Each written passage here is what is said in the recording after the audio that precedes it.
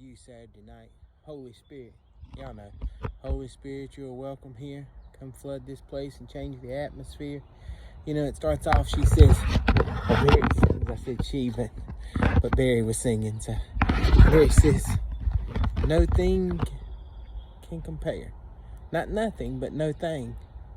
Think about it for a second. In the beginning, there was nothing. There wasn't anything around. God spoke, and everything that is was created. It come into existence by his word. None of that compares. No thing that is, no thing that was created, no thing that ever will be compares to his glory. Next verse says, I've tasted and seen. Wow. If you've ever experienced God, how can you turn back? How can you walk away? I don't understand. I don't understand how so many that claim to be Christians act the way they do. I don't understand how people renounce their faith, how they turn away from the things they say they believe. If you've ever met the Jesus that I've met, if you've ever met the God that I've met, if he's ever been there for you like he has for me, I don't understand how you can walk away from that. I've tasted and seen the goodness of God, and I never want to be without it.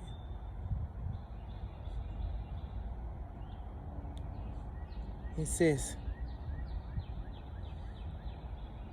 Holy Spirit, you are welcome here.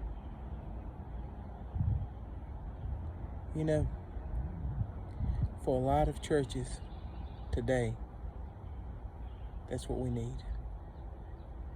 We have become so afraid of God showing up in a way that's different to us, a way that we're not prepared for, a way that we're not used to encountering him. Maybe if he is welcome in more churches, Christians would act more like Christians. Followers would act more like followers. We would stop being so legalistic and so crazily tied into rules that we was never intended to keep. Maybe we'd focus on loving one another, loving our neighbor as ourselves, and loving God with all our hearts. Holy Spirit, you're welcome here. Come flood this place and change the atmosphere. My prayer is that for most of American Christianity, that God would intervene and change the atmosphere, that we would desire him more than our own selfish thoughts and desires, more than a country club, more than a social club, more than a place where people fit in because they dress like us, act like us, and talk like us. But a place where all races, all nations, all backgrounds, all battles and all struggles are welcome. A place where we come together to lift those that are struggling, to help those that are falling, to encourage one another. I believe that's what the church is called to be. And I believe that we're missing that.